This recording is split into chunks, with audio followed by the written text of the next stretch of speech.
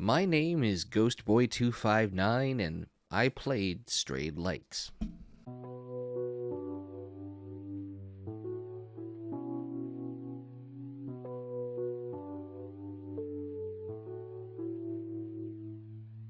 Typically, when I see a game with the Steam tag Souls-like, I attempt to avoid it like the plague because I generally just don't have the skill to keep up with these games.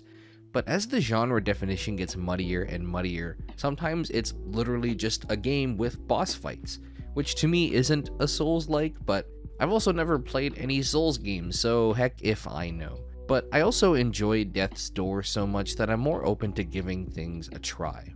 The other games I avoid like the plague are any game with color-based mechanics.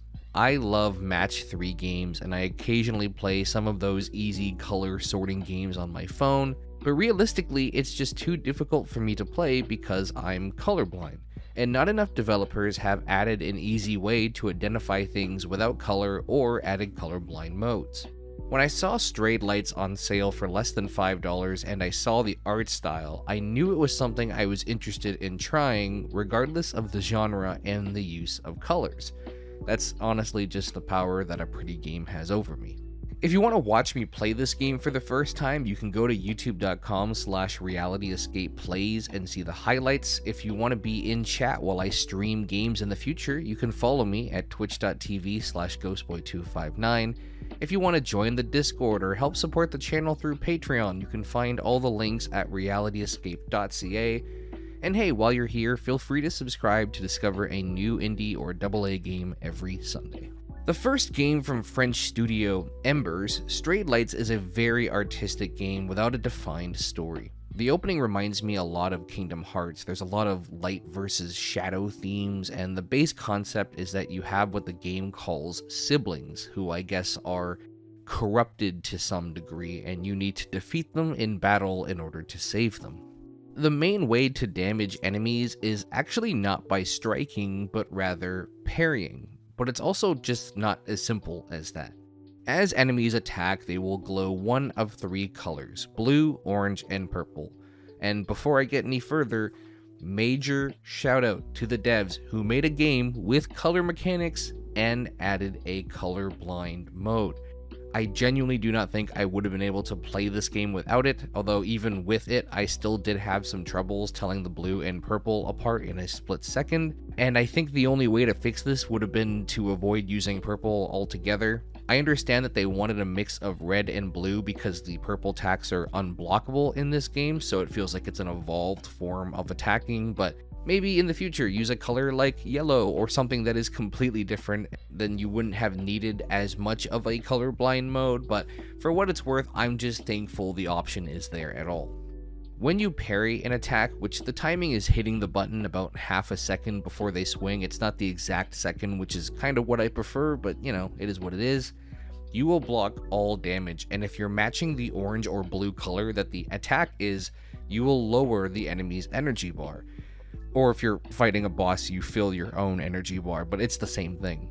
This is how you do damage. You damage by parrying. It's not optional. There is an option to strike more or less, but it's not very effective, and more often than not will actually get you in trouble because you'll go too close, strike too much, and then get killed. If you aren't matching colors with your opponent, then all you'll do is block the damage, and if you've taken any damage, then parrying a properly colored hit will also heal you, although only to a certain extent if you've taken a lot of damage. The purple attacks are unparryable and unblockable, meaning you have to run and dodge out of the way to avoid them, and this game, at least from my experience, is not above throwing you some borderline unavoidable purple hits in a combo, and I suppose the reason they do that is because they know they're giving you an opportunity to heal later if you get the timing and color right.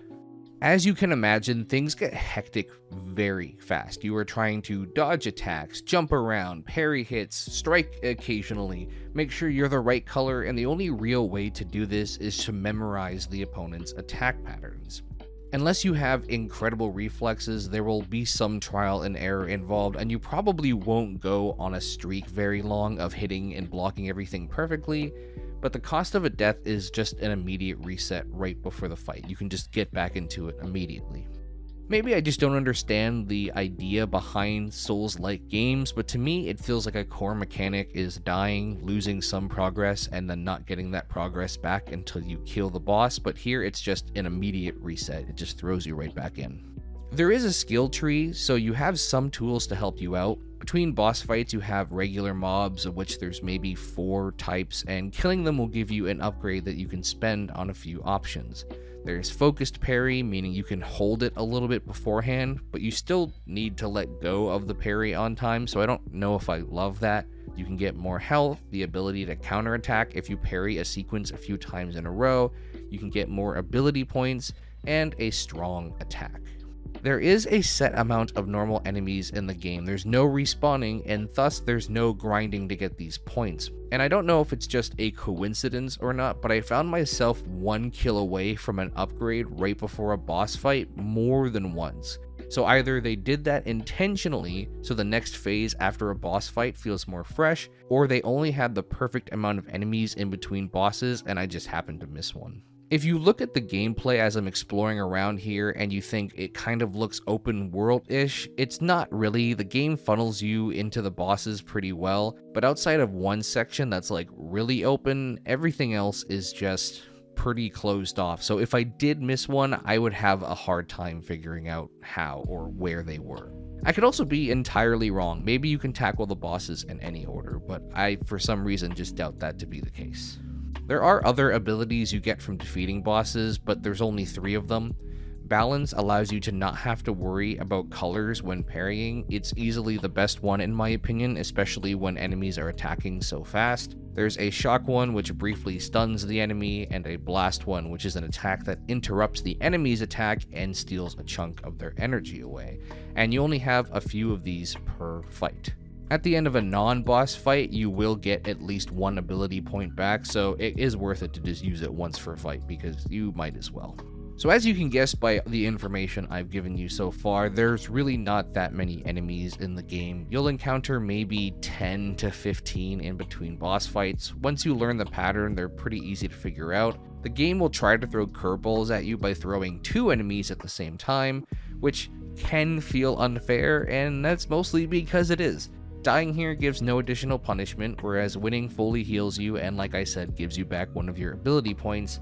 I just don't know if this perhaps changes if you up the difficulty, but at least on balanced, I pretty much always had to use my abilities to make the colors irrelevant for a short while. Otherwise, it was just too much to figure out. The attack patterns of the enemies don't really work together. They're just doing their own thing separately, and sometimes it can really screw you up. Besides that, whenever you encounter just one enemy, you'll pretty much know how to handle it, because you've already dealt with it a dozen times before. There's maybe only 4 enemy types. There is a case to be made about this game, about it just being a boss rush type thing, and while I do think there's not quite enough there to give you the full experience, there is something about this wandering and repetitive fight that does drag things out a little bit. Maybe a few more enemy types or something along those lines would have done the trick, but I can't really say for sure.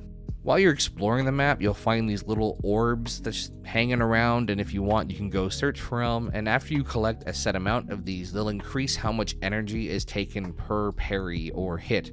So it is worthwhile to go find them, but man, I have a lot of problems with the movement in this game.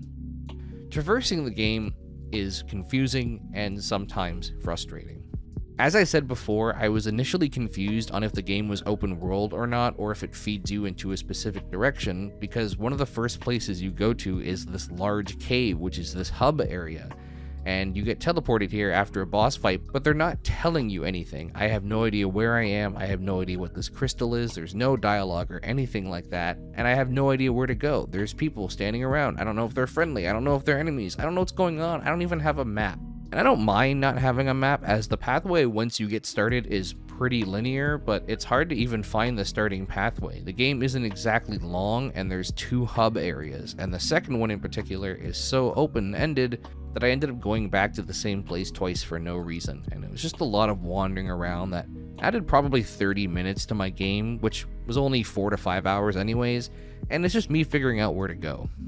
I really don't mind if games take a while to get from place to place, because it does make the environment feel bigger, and I like that feeling, and I love the way the environment in this game looks. but the environment itself is kind of broken. You can't hang on to ledges, any sort of slant, and you will start to slide off. And there's tons of these small little gaps that you can just fall right through, and it's extremely frustrating.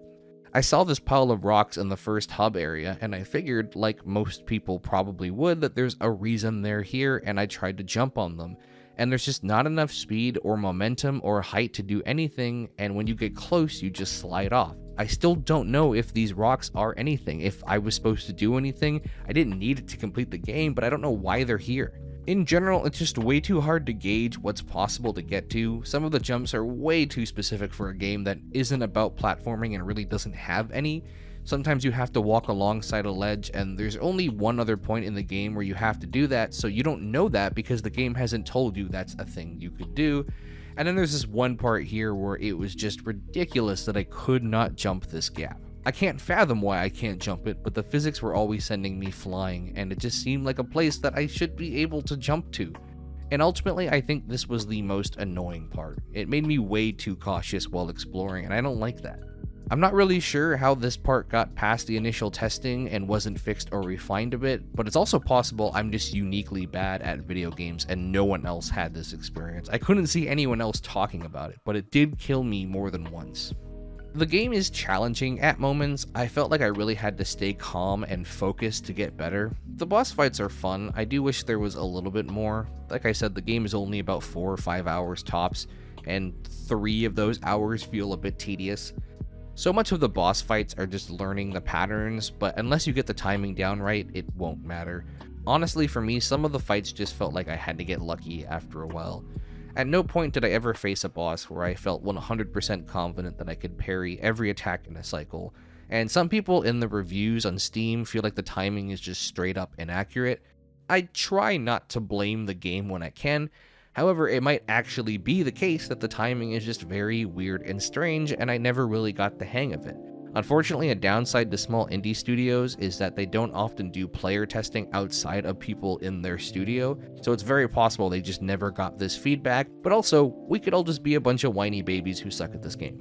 While I did have fun with the game, and I do think the concept has a lot of potential, I think it being so short and kind of limiting really hurt it in the end. I think a few more bosses, or a few more regular enemy types, maybe some more care to the sound design, and just a better way to navigate all these spaces that look so cool, and the game would have been super solid, although I realize that adds potentially years of development time just to a few suggestions, and maybe the money wasn't there, maybe the devs didn't have that money or have that time.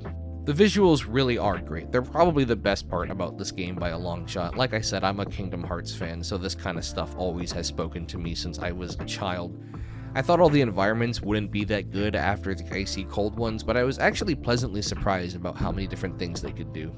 The color changing mechanic is very unique. It's something I've never seen before. The unspoken story is nice and it gives you something to follow along, but I can see the average person not caring too much for it. And ultimately, I think this is one of those on sale games, as I'm sure many people beat this in 4 hours or less. If it looks like something up your alley, then by all means go for it, or if you're interested in making a Souls-like game, then I think this is worth a try just to kind of see what works and what doesn't work and think about that kind of thing.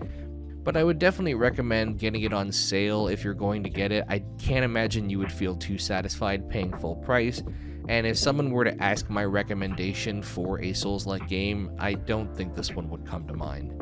Strayed Lights has a ton of unique concepts and a ton of potential, but ultimately leaves you just wanting a little bit more, both in terms of length, but also refinement. It had some great moments, but ultimately it was just a little too repetitive for me, and it's not something I'm going to play again or think about that often. It seems as though the studio has drastically changed direction with their last 2 releases, Murky Divers and Storebound, which I believe people, the kids, call friend slop these days. I'm not too well versed in that. But those games have had way more success than Strayed Lights, so I'm glad they seem to have found their rhythm, and I hope they continue to have all the success in the world. But for now, my name is Ghostboy259, and I played Strayed Lights. Next time, I'll play something else. Thanks for watching.